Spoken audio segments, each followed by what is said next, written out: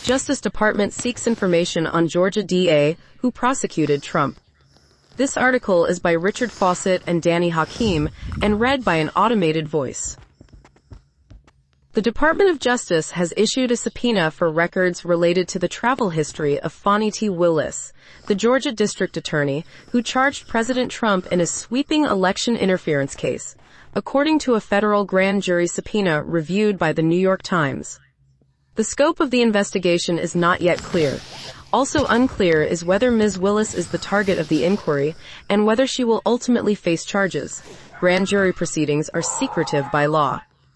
But the document reviewed by the Times is an indication that the Justice Department under President Trump may be investigating another one of his old foes.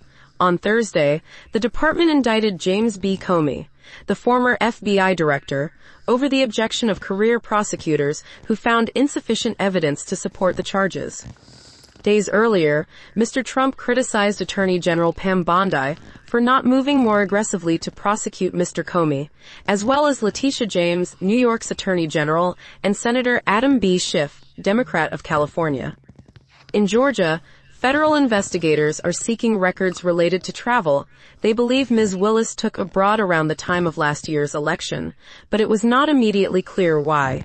The inquiry is being led by the office of Theodore S. Hertzberg, the U.S. Attorney for the Northern District of Georgia. Jeff DeSantis, a spokesman for Ms. Willis, said Friday that we have no comment beyond the fact we have no knowledge of any investigation. Mr. Hertzberg's office did not have any immediate comment. The case that Ms. Willis brought against Mr. Trump and his allies, which accused them of orchestrating a criminal enterprise to reverse the results of the 2020 election in Georgia and subvert the will of voters, is in limbo.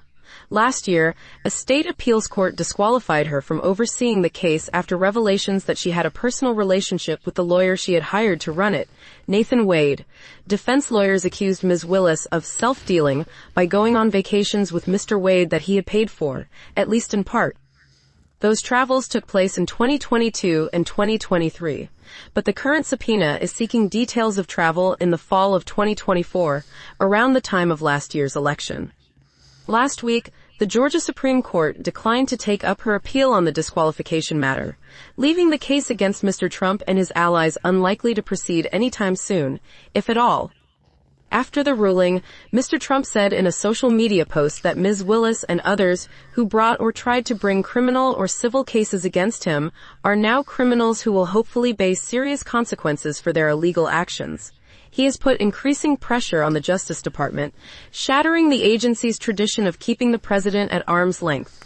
On Friday, he predicted more indictments of corrupt radical left Democrats were coming. There will be others, Mr. Trump told reporters as he left the White House to attend the Ryder Cup Golf Championship on Long Island.